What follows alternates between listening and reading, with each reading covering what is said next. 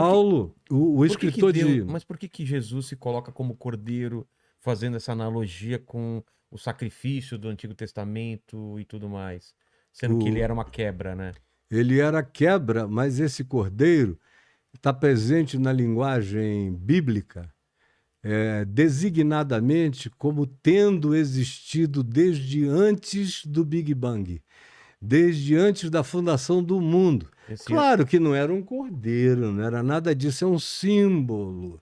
Ou seja, o que se está dizendo quando Paulo fala isso, quando João fala isso no Apocalipse, quando Pedro fala isso, que ele o João Batista disse que ele era o Cordeiro de Deus que tira. E o tempo verbal que ele usa é tirou, tira e tirará. É quem tira sempre, quem arranca o pecado do mundo. Para sempre. Para sempre. Não que ninguém esteja pecando, mas quem crê que ele tira, se pacifica.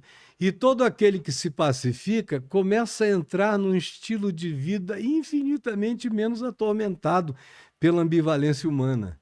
E eu sei disso porque eu experimento isso. Eu não sou um teórico disso. Eu sou um prático disso. A minha vida inteira. Eu estou te falando o que é vida em mim. Tá. Então, o Novo Testamento diz isso. Diz que era um processo, diz que teve os seus dias, mas olha as palavras que Paulo usa.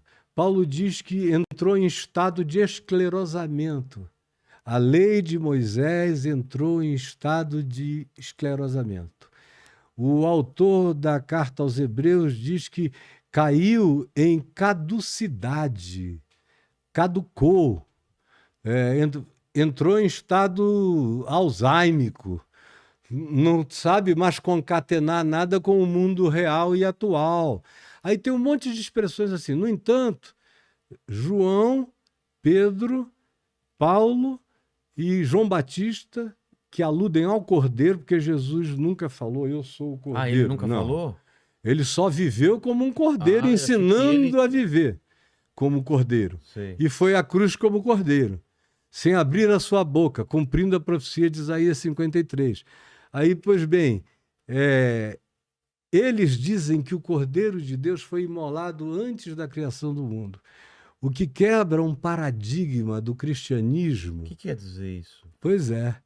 Quebra um paradigma do cristianismo constantiniano, dos credos, dos concílios para escreverem teologias que eu chamo de anatomias divinas. Os caras tentaram destroçar Deus, remontá-lo, frankensteinianizaram Deus nesses concílios. Mas esses apóstolos disseram que ele foi imolado antes da fundação do mundo. O que isso significa? O cristianismo desenvolveu a teologia de que Deus criou, aí deu tudo errado, aí ele enviou Jesus... Ele tentou consertar. Ele com o dilúvio. Veio consertando, não dava certo, sempre estragava de novo. Aí vai. A última cartada foi... Jesus. Jesus. E aí joga a última cartada lá, e de modo que Jesus a redenção acontece para salvar a criação. Esses apóstolos de Jesus, tudo gente da Galileia, com exceção de Paulo, que estudou das melhores universidades, todos eles entenderam que o Cordeiro real, esse que é Deus em Deus, de Deus, um com Deus, como Jesus disse, eu e o Pai somos um, esse que é mistério puro, que nem existe. Eu costumo dizer que Deus não existe. Como assim? Você existe. Sim. Você é fotografável, mensurável, estudável, debulhável, você é tudo. Para partir de ti e de mim para o Big Bang existe. A gente já consegue chegar hoje à ervilha primal de adensamento de energia, massa, tudo isso. Mas uma ervilha primal que adense os universos todos em si mesmo já é um negócio absurdo, incompreensível. Incompreensível mesmo. Agora, isso existe. Porque só existe o que é detectável. o que não é detectável, o que não é estudável, o que não é verificável, o que não é manifesto Mensurável. como repetição constatável, não existe. Ah, entendi. E Deus, por definição, é o inexistente. Deus é o eterno e incriado. Onde é que, em cabeça de quem que isso existe? Em que laboratório isso cabe? Essa Como é matéria, testado. teologia, devia ser muito mais uma antropologia da história da fé do que teologia, que é Deus, a lógica sobre Deus, ou a lógica de Deus, ou o estudo de Deus. Estudo de Deus é uma balela. Eu só consigo saber um pouco quem é Deus em Cristo Jesus. Aí eu sei o caráter de Deus, eu sei como o homem deve ser, sei quem Deus é e como o homem deve ser. Em Cristo eu aprendo isso tudo.